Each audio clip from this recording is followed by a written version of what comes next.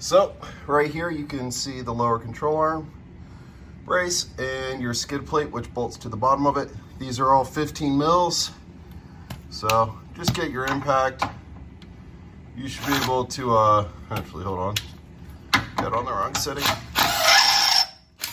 You should be able to just pop these right out. And there's 2 more on the front.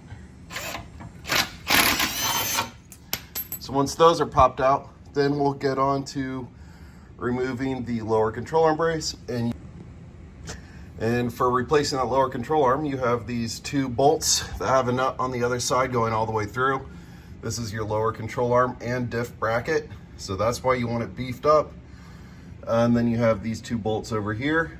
You'll slap this off and then you can just throw the DHD one right back on. So these are the 4 bolts you end up pulling out. And this is the comparison of your stock lower control arm brace, which is a singular flat pan, versus the DHD, which is actually a boxed design.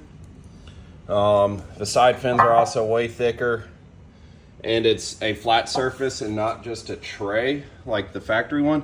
So you can see I got like an injector clip in here, some extra bolts. You just end up storing all sorts of random crap. With the new ones, an ice powder coated design.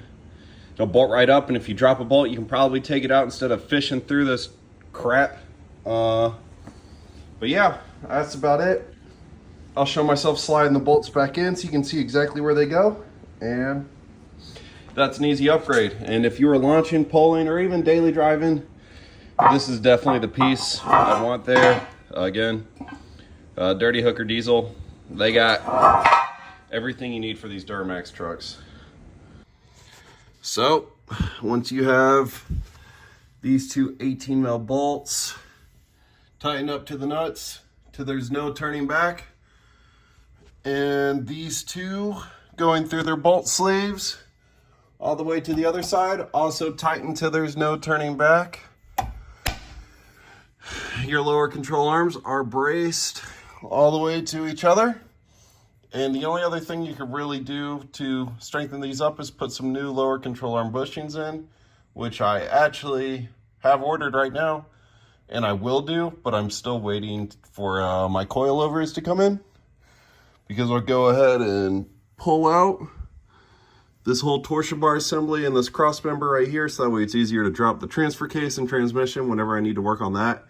It'll also drop another like 200 pounds out the truck, and it'll ride better. So it's a win-win-win in every scenario. And let's be honest, coilovers look cooler. So yeah, we got it all put back together. Looks nice, and I hope this helps someone out.